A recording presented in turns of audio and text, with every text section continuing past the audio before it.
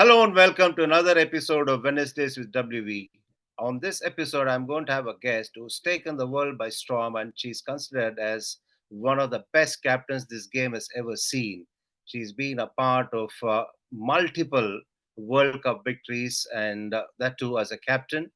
And as a batter, her ability to chase targets down under extreme pressure is folklore. Obviously, you would have guessed by now, it's none other than Meg Lanning. It's my privilege to present to you Meg Lanning, the former Australian captain. Your fabulous tactical acumen, was it inherent or did you grow up in an environment where a lot of cricket was discussed?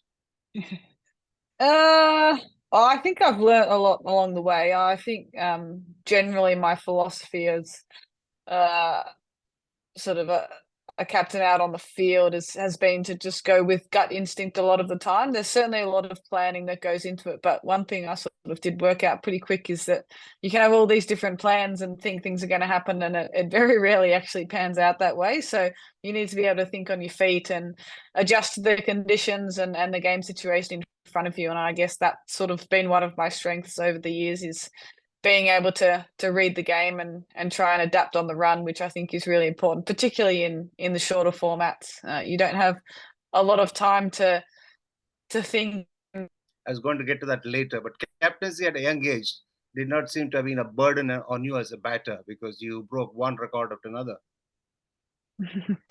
Yeah, I think that's something I've um, tried to stick with through my career is that when I go out to bat, I'm just there to score runs.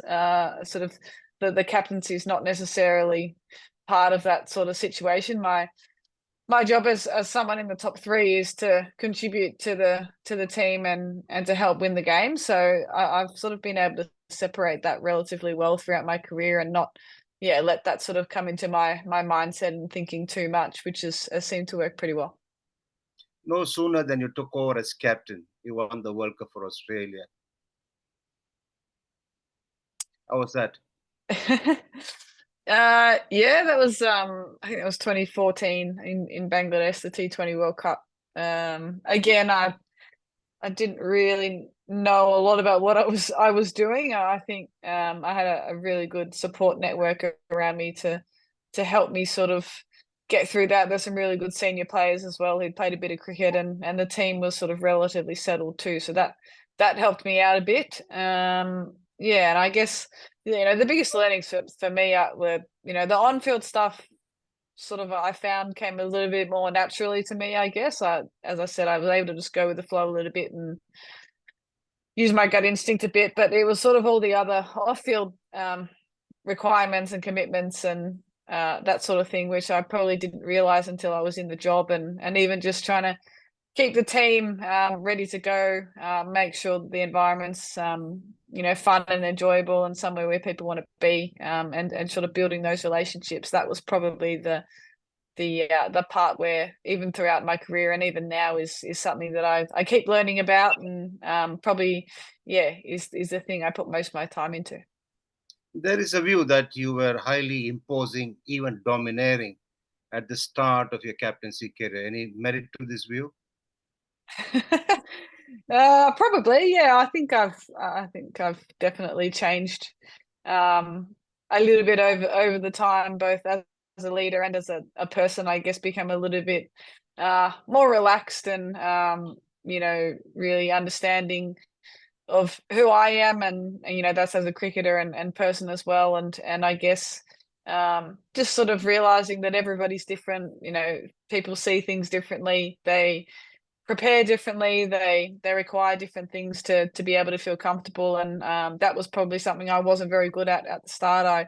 I sort of saw things a certain way and didn't quite understand that that's not the way everybody saw or thought about things. So the off-field stuff and managing people is certainly an area where I probably adapted a little bit and hopefully gotten a little bit better at over the time, because that's a massive part of being a leader is managing people and trying to get the best out of them, and that's sort of what you need to put a lot of your time into.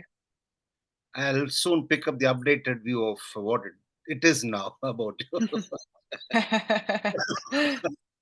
You're a good hockey player as well. How much did hockey skills help you when you batted? Yeah, I was okay at hockey. I call myself a cherry picker, which is where you stand on the circle and just deflect balls into the goal without really doing too much.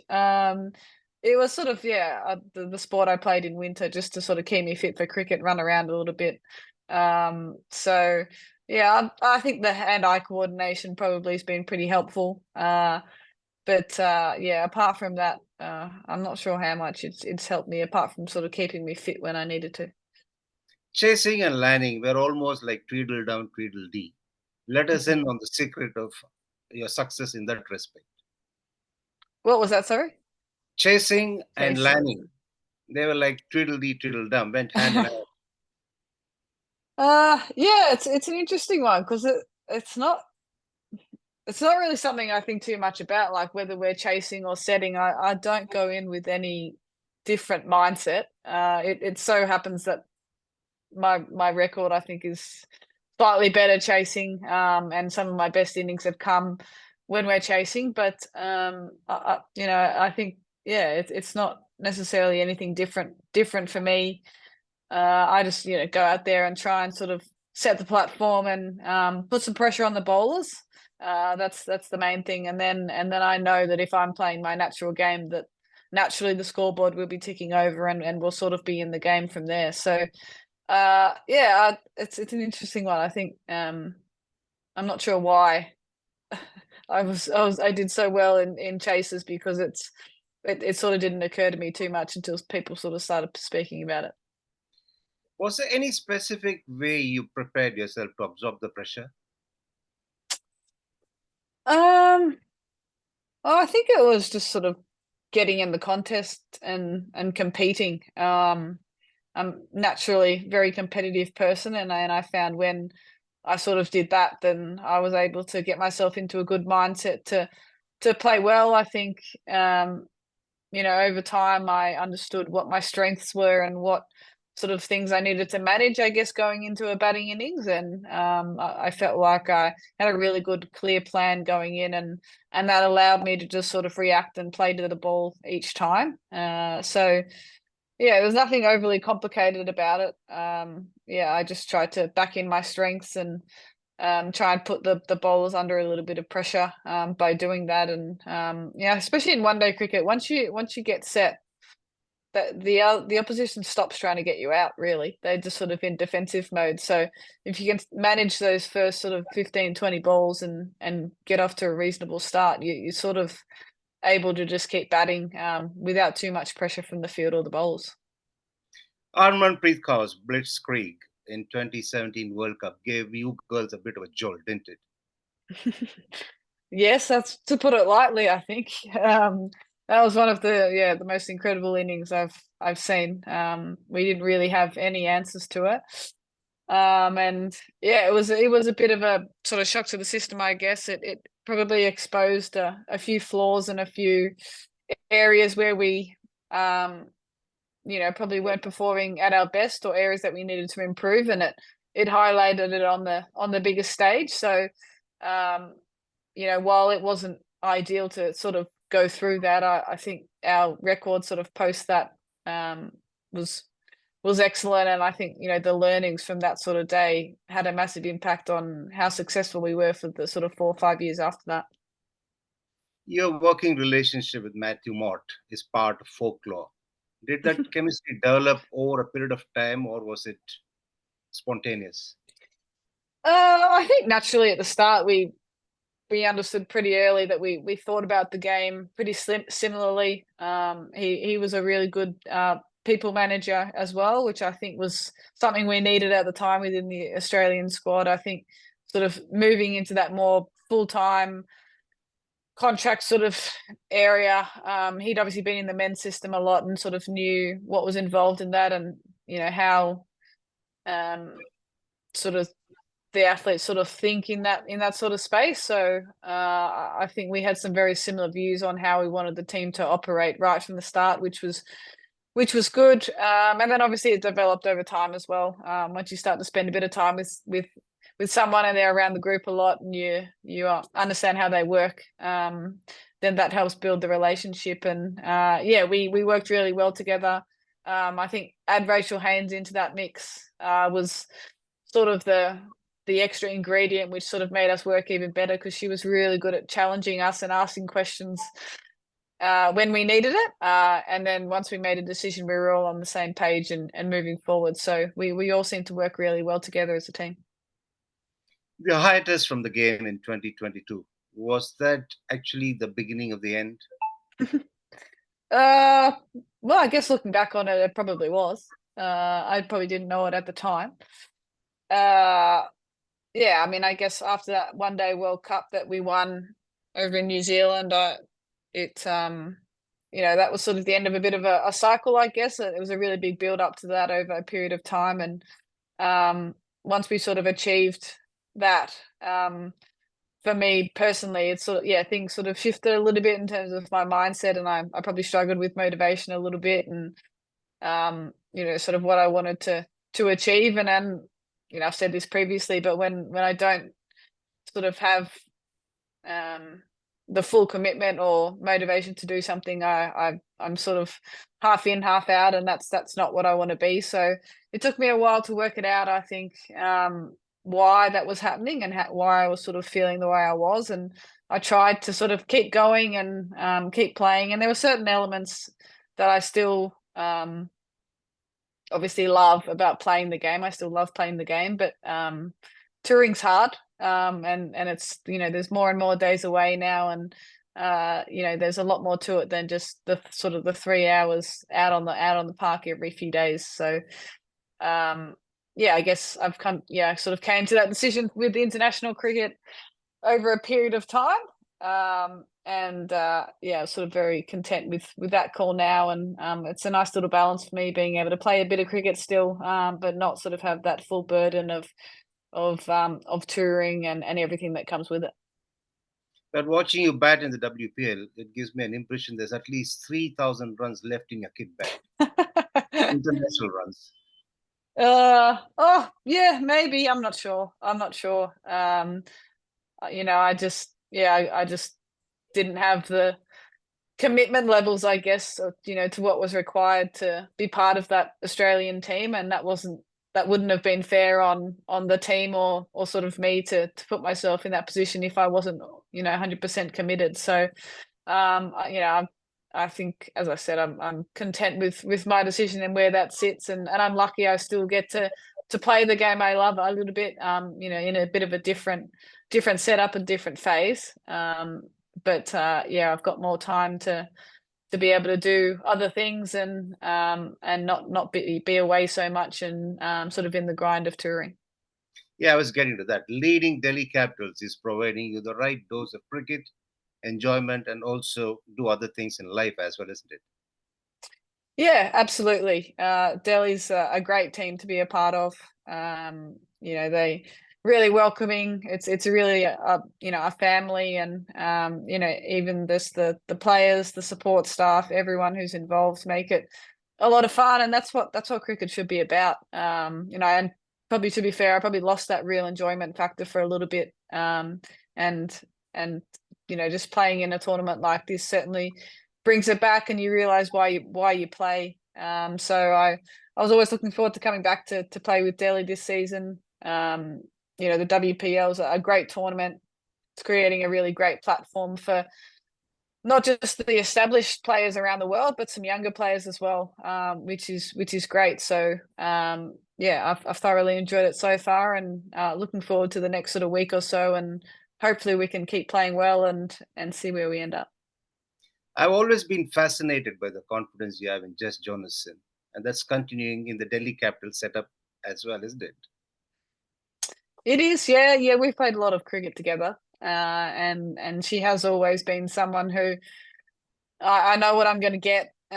She's performed in big moments under pressure before, and I think when you sort of have that, you have confidence in them to do it, even perhaps when as maybe perceived they're not playing at their peak, or maybe perhaps not as confident, but I just know what I'm going to get. So it's nice to have her here with Delhi. She was great for us last year, and it's been a challenging sort, but can't fault her attitude and effort here with Delhi. She always wants to do what she can for the team, and it's nice to see her doing well. Yeah, watching you both, it gives me the impression that if you want a mountain to be moved, you'll call upon her. She'll come and move it effortlessly and say, "What next, skipper?" Yeah, I guess it's just having confidence in the people around you and backing them in. I think that's um, that's really important. When players feel confident and comfortable within themselves, then they're going to perform at their best. So that's sort of my idea behind leadership and captaincy, is trying to give everybody that confidence. With the other nations getting better in the women's vertical, now, does it make Australia vulnerable a little bit? I think so. There's some incredible players around the world, and there has been for a little while. So it's inevitable that at some stage teams are going to beat each other. And we've got some good talent in Australia, absolutely, and certainly want to keep doing well. But I think as the game grows, as competitions like the WPL and the 100 and the WBBL continue to grow, and players get more experience, then they're going to get better. And I think it's absolutely going to happen at some stage. And I know the Australian girls are aware of that too. We need to keep getting better and improving, and it's a great challenge. But I think it's great for the game as well that there's so many good players and teams around the world, and it might be a little bit more even as we go moving forward. Coming out of yourself, do you think you could have done anything differently during your career? I don't think so. I've had a little bit of time to reflect back on my career, and I've been very lucky and fortunate to travel around the world with some amazing people and do some incredible things. And yeah, there was some ups and downs. I think it's always easy to talk about the success that we had, and we had a lot of it, but there were absolutely some times where things didn't go as well, and we had to change a few things and absorb a bit of pressure, and that sort of gets forgotten sometimes. So to have to work your way through that sort of stuff, and then to have some success at the end is great. But I guess the thing that I've thought most about is just sort of the friendships and the relationships that I've built over the time. They're the things that will continue on after the playing part finishes. So to be part of some special teams and have made some really close friends, that's the cool part about Is there any suggestion that you would like to make to make this game better? it. Oh, no, not specifically. I think it's just about it's about opportunity. And I think we're starting to get there. We've obviously got England, Australia, sort of New Zealand and South Africa. They're sort of the top teams. So it'd be nice to continue to grow sort of that next sort of 4 or 5 teams, to make sure that it's a competitive sort of around the world rather than a few sort of dominating all the time. And I think that's happening. I think the World Cups being expanded are really good to give those nations opportunities to play. The more they play, the better they'll get. We've seen someone like Chamari Adapadu be playing in the IPL, in the WPL here, from Sri Lanka, and get some opportunity. So we need more players to be able to do that, because that makes the game a lot stronger around the world. So the WPL creates a really good platform, as I mentioned before, for younger players to sort of put their names up and further their names up there, which might not have happened previously. And I think particularly here in India, there's some incredible talent, and it's a bit of a scary thought to think when that all gets brought through with some programs and exposure, how good everyone's going to be here. How much of a strain was it? How much of a mental drain it was, in other words, of being a super duper mega star of Australian cricket? There's no doubt that it took a fair bit of a toll, I guess, over a period of time. And there's so much good that comes with representing your country and the opportunities that you get. And I wouldn't change it for anything, but it does take some hard work and sacrifices along the way. And it really is a 24/7 thing. Especially as captain of the team, you never really get a chance to rest or sort of step away too much. And I am someone who's all in if I'm on something. And I was really enjoying that. I loved doing that through my career, but it probably got to a point where it was unsustainable. I'd sort of given everything that I had. So it's high risk, high reward, I guess. We get to travel the world and play the game that we love. And luckily in Australia, we get paid reasonably to do it as well. So yeah, there's so much good, not too much that you can really complain about, but it definitely comes with its challenges, from a sort of a mental perspective, I think, and probably more than you realize at the time. So that's something I've sort of reflected on a little bit since I've retired, I guess, just how much energy you put in mentally and physically to getting the best out of yourself and trying to have some success as a team.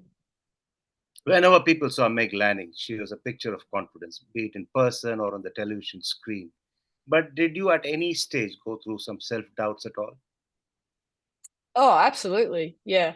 I became very good at putting the mask on and pretending like I had everything under control, even though I definitely didn't. And for a long time during my career, I probably didn't really talk to many people about it. I just sort of internalized it a fair bit and found a way to get through. But I guess towards the back end of my career, I probably had to find a few people who I trusted to be able to just have some open and honest conversations with, which lifted the burden a bit, I think, and helped me sort of be able to sort of make sense of a little bit of stuff. And I think what I have sort of learned is that everybody's got something happening that's something's good, something's a bad, but often you wouldn't really be able to notice with people, because we do get very good at pretending like we sort of have everything under control. And I was certainly one of those people who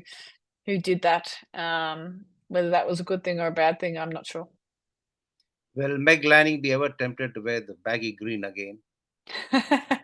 No. My time representing Australia is well and truly done. I'm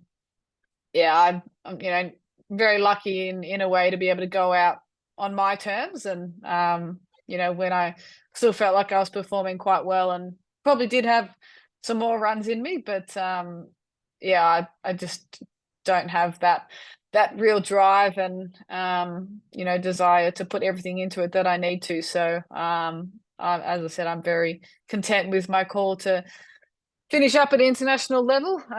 But yeah, I love the game. I love playing. If it could be game day every day, I'd be pretty happy with that. I don't love the training side of things as much. So that was certainly something that came into it as well. But I'll be a keen observer from now on. A word of advice to all the aspiring cricketers. Any advice? Yeah. A word of advice. Just to back yourself in and try things. I think often we get a bit nervous about failing and things not sort of working out. But I think the more we can encourage people to try something new or work on something new and go out there and do it, then I think people will improve really, really quickly, and that will improve them individually and as a team and the game as well. So see so many people and young people come in and just play it safe and not want to fail. And cricket is a sport where you probably fail more than you succeed. So sort of trying to get used to that as much as you can, and not letting that deter you in going out there and chasing what you want to get, I think is really important. Thanks a lot for your time, and it is a pleasure chatting to you. And all the very best for your WPL campaign and also for all your endeavors in the future. No worries. Thank you. No surprise at all. the conversation had to be enthralling when you have somebody like Meg Lanning on the show. I'm sure all of you would have been delighted and you would have been left earning for more, I'm sure. That's the kind of personality she is, and that's the kind of character that Meg Lanning has been, who's enthralled the entire cricketing world with her batting and her captaincy. And of course, she couldn't have done it without the kind of acumen and intelligence that she displayed during this conversation. And as I always say, for those who are joining us for the first time, log on to the handle of Sportstar and catch up with all the earlier episodes where some terrific stuff is there for you. And also subscribe and like and press all the buttons that are there to be pressed. And for those of you who've been with us all through from the start, keep it going and also keep your comments coming so that we know what exactly it is that you would like us to do in the upcoming episodes. Until I catch up with you next time, be good and stay safe.